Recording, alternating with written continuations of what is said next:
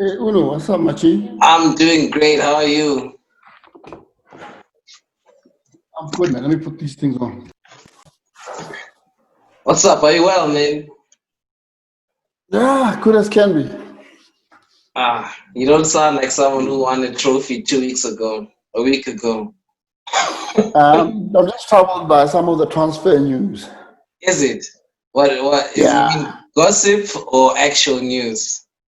Well, look, all of it is gossip until stuff is concluded. You know what I mean? Yeah. So which one in particular is Like I disturbing? said. X. Yeah, that one is Look, like I said, is one of my favorite players, right? mm, And currently, I don't think we have someone that will play that role that he plays very well. mm, We've flirted around with Aaron Ketia in that role, but truth be told, he's not as strong on the ball. He's not hard. He's not like yeah. that. You know what I mean? Yeah, like I said, And it's then a tough I don't think, opponent. yeah, Aaron Ketia, he's still a kid. He'll get there probably with time. Mm, And also, I don't know if the sale of Lacazette may affect the performance of the one guy you want to keep in the team. Would he be professional about it? You know what I mean? mm, mm, mm, But again, they could just be rumors. But mm. also, you know what they say: where there's smoke, there's fire. Yeah. Let's dial back to the coaches because I want us to talk about. I mean, for as long as I've been supporting Arsenal anyway, I've never seen three coaches in one season.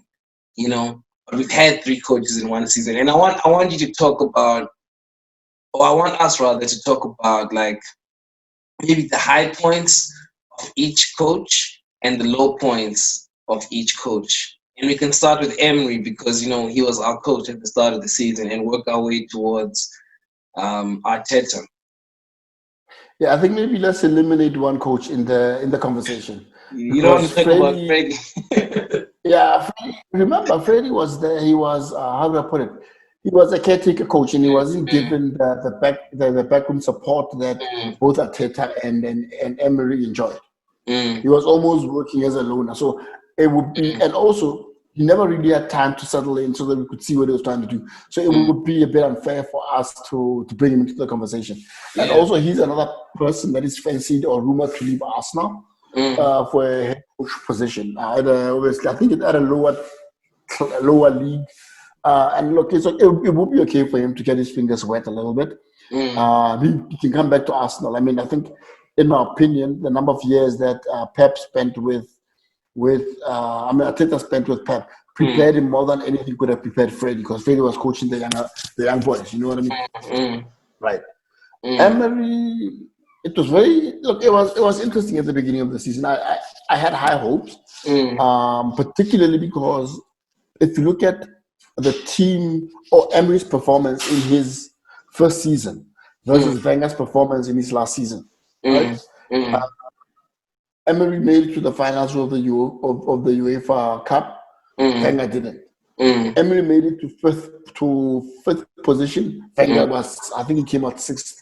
Mm. He had the team had accumulated more points than Yeah, than they had under Wenger. So it it started on a it positive looked note. it looked Mm, like we were building towards mm, something. mm, You mm, understand mm, what I mean? mm. And the second season, first game of the season, playing away, we know that we are a weak away side. And the first 2, 3 games of the season, it looked like we were going somewhere. Mm. And I don't know, something happened. I I, I don't know if we should put it to the tactical ability, or should we maybe say to some degree he lost control of the back room. He Mm, lost control of the dressing room. You understand what I mean? Because mm, just everything started falling apart, and no yeah. one could tell why shit was falling apart. Mm, We were drawing games, should be winning. The fighting spirit was not there. One of the things I saw, I saw personally towards the end of his first season was that we would go a goal down and we'd pick ourselves up and fight till the end. You know what I mean? mm, But mm, even with that Baku against Chelsea, the fighting spirit was gone. So mm, for me, I couldn't understand what the real problem was. And what Teta did, apart from just bringing in his own tactics and into the game, I think the other thing he did was he how do I put it? He brought back that fighting spirit amongst the mm, players. mm, You know what I mm. mean? For them to The say, hold determination down to the win. unnecessary. Mm, Exactly. A go down doesn't necessarily mean that you're out. You're out. Go down means Exactly. you have a fighting chance. But if you think about it, like last season, Unai Emery had a similar statistic, of how Arsenal were the team, the second half comeback kings. You understand? Even coming from uh, a negative position to eventually winning the game, we had that statistic was in our favor at the end of You know what I think that season. What killed Unai last season? The January transfer window. Mm, We only got Dennis Suarez. What we should have done is we should have gone for more, particularly if we're saying that the coach is not the one that has the final say. It is Raul and them. Well, I think it was before Eddie joined, actually. But what they should have done is they should have gone for defensive players, because you could see that we were a bit frayed at the back, and that's where most teams hit us. You know what I mean? And also something very, very controversial. I remember and a lot of Arsenal fans don't like me saying it, but I remember the draw against Tottenham. I think we were playing at home. Oba missed the penalty. And I remember that some guy, an Arsenal fan, he looked at me at the break, and I think we were both going to the bathroom, and he said to me, "This feels like a loss." You understand what I mean? Oh wow! And that one goal was the difference between Oba being the outright golden boot winner, because he wouldn't have shared it with the other two African boys. Mane and Salah. Right? And also that one penalty. Had he scored that penalty, because Tottenham, there was a 1 point difference between us and Tottenham or Chelsea, whoever it was, it meant we could have gone into the Champions League. You understand what I mean? And as soon as we jumped to the next season, and things were not going the way a lot of us anticipated they would, we really jumped down his neck and really forgot about what he had given us. Prior to obviously. Yeah, I was just going to mention, sorry, that in all my interactions with people while he was still the coach, I was always positive about him. I believe there's an episode that exists somewhere where I was sad that he was leaving. Not because I didn't think he was a good coach. It's just, I was thinking about the stability of the team. But now when you think about it on the other side of the coin, maybe it wasn't such a bad thing that he left, so. Yeah, I guess. Look, again, I think in hindsight, we needed someone to fill in the transition phase, because you can imagine if this was happening to Arteta, him being a young coach, former Arsenal player. And also the question is, would we have treated him with the same, or you want to treat him, or you want to handle him with kid gloves because he's a former Arsenal player, or you want to give him the same kind of treatment that we gave Unai? Yeah. You understand? That's what you need to ask. Anyway, he's now with Sevilla and is looking at recruiting Matteo Guendouzi. Yeah. Because maybe they had an understanding.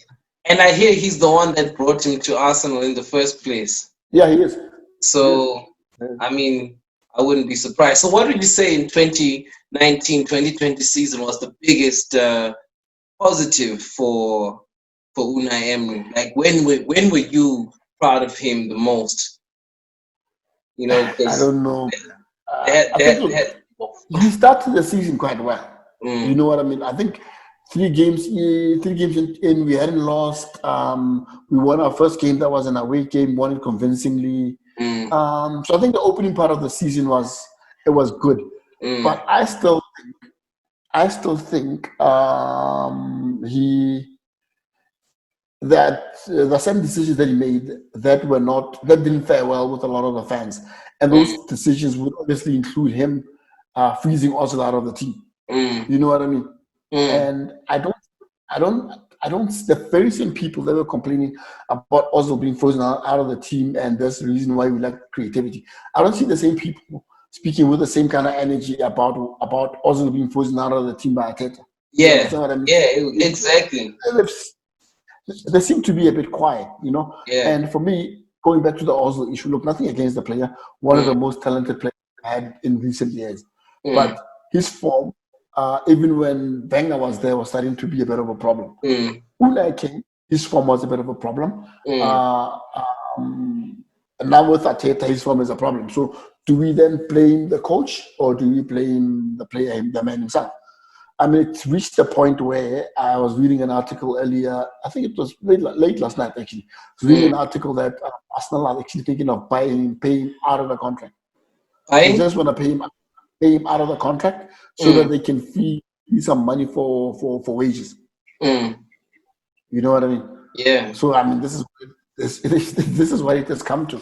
Yeah. So does it vindicate Unai for keeping him out of the team? And all those people that was we want also what did they then say? But I mean, if he's a lazy player, he's a lazy player, and that's the reason apparently why he'd been frozen out. And if you're going to be the highest paid, but your value is not being seen on the pitch, you know, of course you're going to feel it, you know. And yeah, you know what it's also kind of ridiculous that he's still getting that salary even though he's not performing, you know. But you know what I used to say to my brother, huh? I used to say our most expensive player, but in terms of wages, right? Our most expensive player is our least versatile. Nice. You understand what I mean? I don't know, and I mean for a player, look. Also, he's not about the same age as Obama, right? And right now, Arteta is playing around with the options on how he uses Obama, and even at his age, he's still willing to learn and adapt to how the coach wants to play him. He's not insisting on doing things how he thinks they need to be done because he understands that he's a player and Arteta is the coach. But with Ozil, man, I don't know. I didn't see the same level of commitment. Yeah. To be quite honest. Yeah. I remember in one of the conversations we had on this channel, we were speaking about players taking a pay cut, and some guys were saying that some players have to go back to their native countries and assist. And I said, but that's not what, we don't become a footballer because you want to go back home and assist in your native country by building clinics and whatever else. Not that is not our problem. That's why you have politicians. You understand what I mean? And so for me, the story that he has to go and maybe he has to assist he has to assist in Turkey with whatever. I'm not buying it. I mean, first and foremost, we support him as a football player. So he can do whatever he wants, but he must perform as a football player first. Yeah. You know what I mean? And if everyone else is taking a pay cut to save a few jobs, then he should do the same. Yeah. You know, and I mean, on that note, it was great to see that team solidarity when the announcement of 55 jobs was made, and the players themselves are like, yo, but guys, we gave you 12.5% of our salaries, and you guys are still, you know, cutting these guys. What's the point? I feel like that's a good team spirit, you know.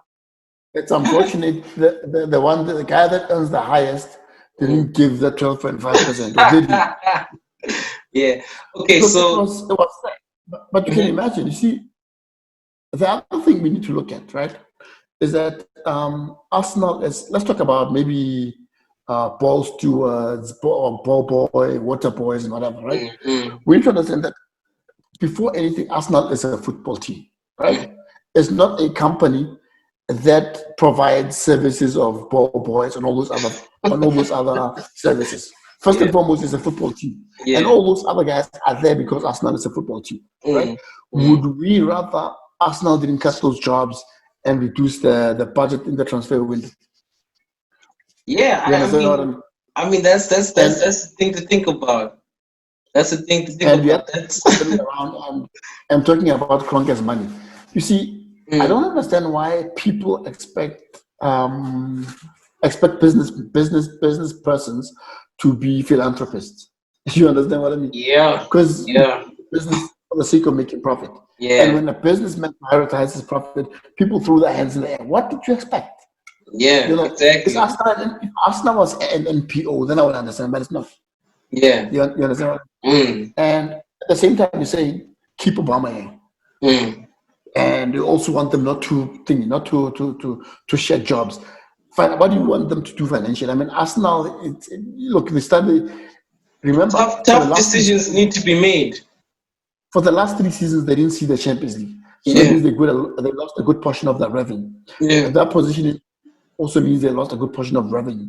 yeah. And also the COVID-19, they Mm-hmm. lost a substantial portion from caretakings and whatever else. Mm-hmm. What did you You know, you understand what I mean? it's a tough time. Yeah, it is a tough time. It's a tough So time, and tough I don't decisions want are to. being I don't made. want to. I don't want to sound like I'm a bit heartless. It's sad that people lost their jobs, but what Mm, other alternative was there? You know what I mean? mm. You know, Yeah. and like you said, unfortunately, it's business, and maybe one of the greatest mistakes ever made in the history of the world is mixing sports and business. You know, Yeah, because well, but would we be supporting sport as much as we do? that's the thing. You know, If it, that's the thing. So anyway, I wanted to talk about what you think Emery's like his lowest point was. What do you think? When did you realize, no, this man needs to go? I'd say a month or two before the end of the season. Okay. Month or Hence I two spoke before the about end of last season. excuse me before the termination of his contract. That's what I Okay, meant to okay, say. okay. So what Yeah, in because on like I said, about the October? team spirit wasn't there. The starting lineup was questionable. And also, he was starting to buckle a little bit under pressure because people were calling for Ozil. He would bring in Ozil. Ozil would not perform. So it was just that I was saying that when he failed to manage the team, and you could start to see that we started to see the crack show themselves appear in the team where the motivation was not there, the team spirit was not there, and it was just becoming abundantly clear that the change room politics were way bigger than him. You know what I mean? He was Mm, unable to handle that, and I think for me that's when we started to see the just a dip in form and a dip in his leadership. And also, he was starting to buckle under pressure, trying to bring Ozil back into the team. Ozil wasn't performing. mm, Xhaka Xhaka did what he did. I mean, Xhaka's performance and Xhaka behaving the way he did was a clear sign that potentially the coach is not managing the team the way he's supposed to be managing it. but I mean, okay, Because let's talk about Xhaka real quick. yeah, Do you think Xhaka was a great decision to be our captain on from Unai Emery's side? You know, I mean, five captains. At some point, we were told we have five captains rotating the band or something like that. So, I mean, for your captain to fold under pressure, you know, in such a way, you know, because maybe you can have a backroom specs, you know, and we only ever hear about it. But you and I were watching that match when when he did what he did. when he told us to f off, you Oh. know, and you ask No, yourself, no. how can our captain do something like that? You see, the fact that our captain did something like that, I think it showed itself inside the team as well. Mm, I think that's why we failed to, or we're failing to come back from conceding goals, because also it looked like the captain didn't have the fighting spirit in him. mm, You understand what? mm, Because he was being substituted, his performance wasn't great. The fans were booing him. yeah. You need to, what he needed to do was take a step back and watch the tapes to get an understanding of why the fans were booing him. Mm, And after that, turn the situation around and give us better performances. But mm, for him to tell us to forfeit, it was wrong, man. It was wrong. yeah. So I think for me, gave him a big. It was a big negative on his part. Mm, Um, but as a player, look, for him to turn his season around and actually mm, come back and be able to convince Ateta. And yeah. also the other question would it be, do you pin it on Xhaka turning his season around, or is it how Ateta was able to manage him that helped him turn his season around? I think those are some of the questions that we need to ask ourselves. Yeah, yeah. Because I if mean, if that's a it's the brilliant result of question. Ateta's management, then Mm. then one needs to look at Ateta and really give him his props.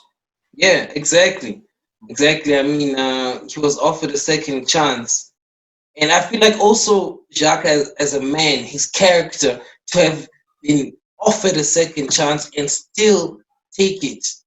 You understand? It's like you've embarrassed yourself. Everybody thinks the lowest of you. He was getting threats on his email, on his Instagram, all these pages in the comments. Apparently, he Yeah, had disabled all the comments.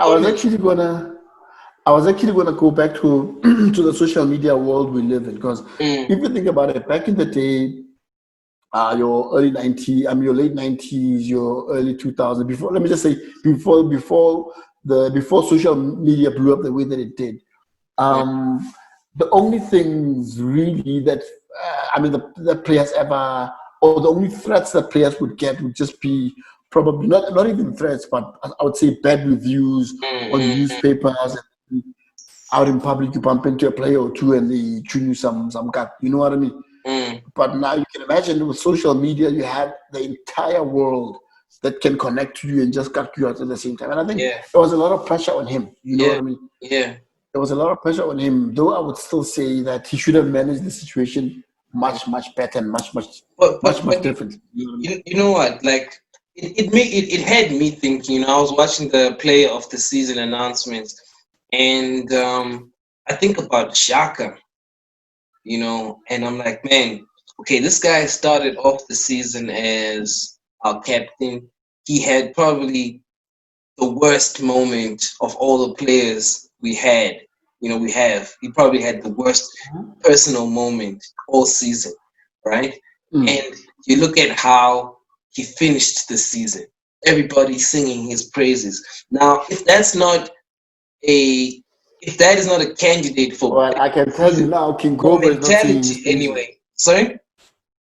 I can tell you now, King Cobra is not singing his praises. No, but That I okay, can tell you. but King Cobra is personal between them. you know, I'm just saying, like you look at him as a man, and you're like, yo, man, you turn the situation around, and I'm not knocking Mm. anyone else. Those players probably do deserve those positions statistically. I mean, but I don't know. Let's go on to. I want to do like as a wrap up this session, like a rapid fire. I think it's like Mhm. seven or eight questions, and you can answer them off the cuff as quickly as possible. Right? I wish we had a timer that could pop up. You know. Okay. Question number one: Player of the season. Oba, obviously. Okay. Most improved player. Pepe. Okay. Player that surprised you.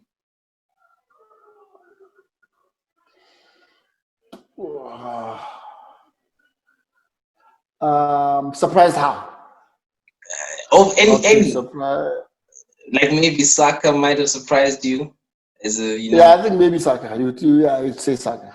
okay, but you don't have to say it because I said it. Maybe it's a No. bias. I'm trying to think. Yeah, okay.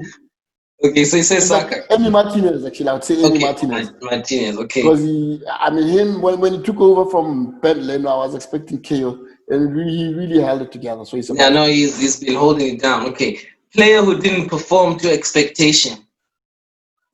Pepe again at the beginning of the season. Okay, goal of the season. Oba. In fact, no. Lacazette's goal against Tottenham. Uh, The last when we lost 2-0. mm, When we lost 2-1. okay. His execution, and he picked the spot and he fired it into the roof. I mean, even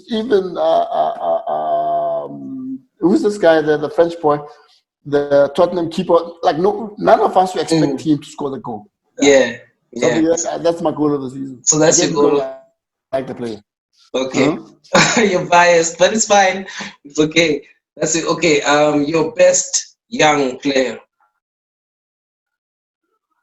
Best young player. I'm torn between Saka and then the young boy. Martinelli. Who's the young boy? Martinelli. Yeah. Yeah, yeah, I'm torn between the two of them. yeah, it's It's actually a very tough one. But I'll give it to Saka. He played more games than Martinelli. okay. Did I ask you signing of the season? I don't remember. No, Okay, signing of the season. Martinelli.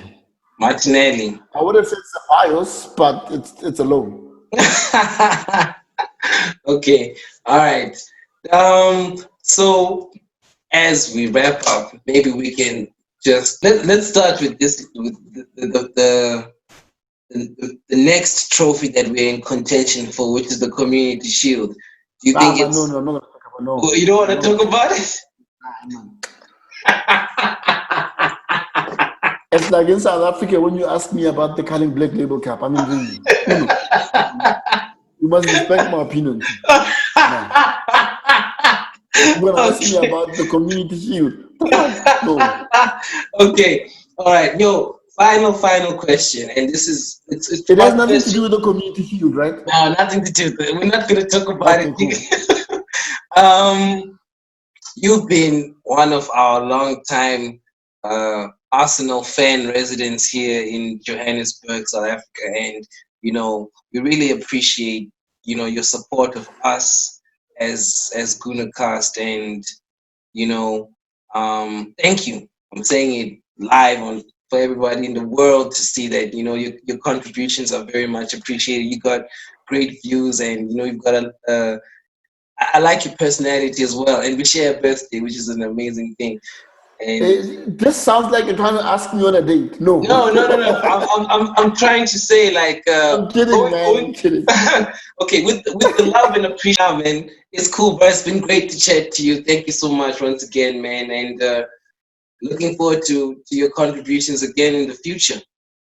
Yeah, actually, I must also thank you guys for the channel. At least you've given us a platform to vent whenever we need to vent, to celebrate together.